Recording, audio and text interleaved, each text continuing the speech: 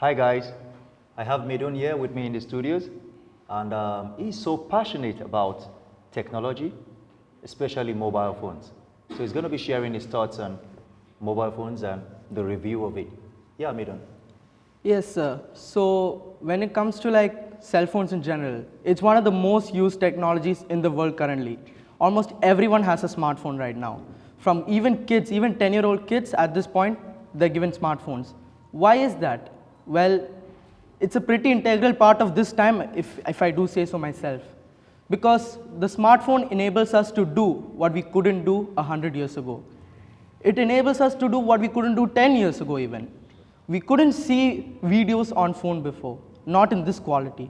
It was small, it was limited, no storage, no quality, no experience. But now, what do we have right now?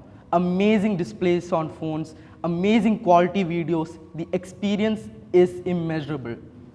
But, there's always a but.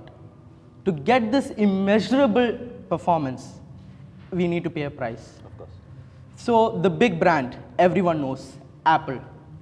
It's the pioneer of smartphones. The first smartphone ever was made by Apple.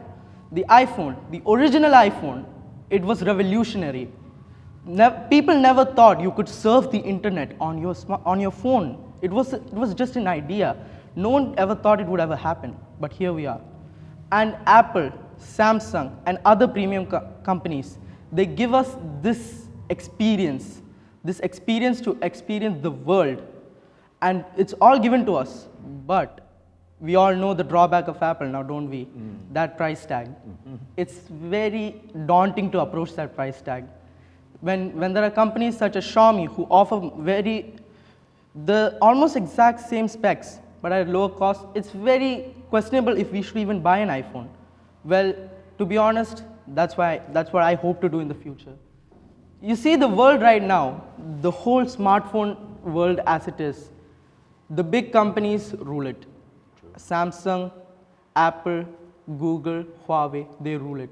And they rule it with their top selling flagship smartphones. Yesterday itself, the new Samsung S20 released, and it had so many new specs, but it came at a price. The baseline model cost about $1,000. Now, that's very hard to approach now, isn't it? It's true. It's not very practical for the everyday man to use $1,000 smartphone. And especially since every year new smartphones are coming, paying $1,000 for something you're gonna buy next year also seems pretty impractical. Let me tell you one thing. You know the top selling Android smartphone of last year? When we come to the topic Android smartphone, we would think Samsung, the S10, it was very big, it was very popular. Or Huawei, the P30, it was very good, but no. I'm telling you right now, 3 million people last year bought the Samsung Galaxy A10, a phone that cost only $190. That phone beat out $1,000 phone. How? You might be thinking. The A10 doesn't have that good of camera. The performance is not as high as the Samsung Galaxy S10, but still it got there. How? Well, you see, the general people, don't really care.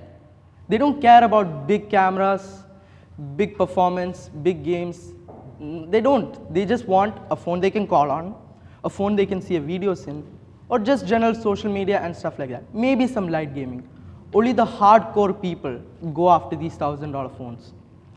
It's because these companies, they just push out all these specs into a phone and hope people will buy it. And well, it's working in Apple's case. No matter how expensive they make their stuff, people still buy it. Yeah.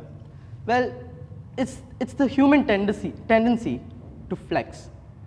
People like to flex. They like to show off. You got new Adidas shoes, they want to show it off. They're not going to keep it in the box.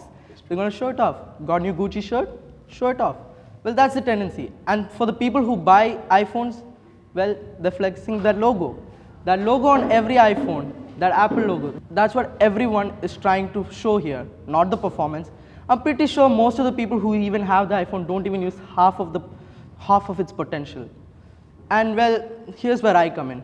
My dream is to start a smartphone brand, a company that gives us all those big specs in an affordable price. Now you may be thinking, but companies like that already exist. 2 years ago, the Poco phone came out. It was revolutionary. People was surprised a phone like that is even possible. It's basically the Note 9, but at a cheaper price.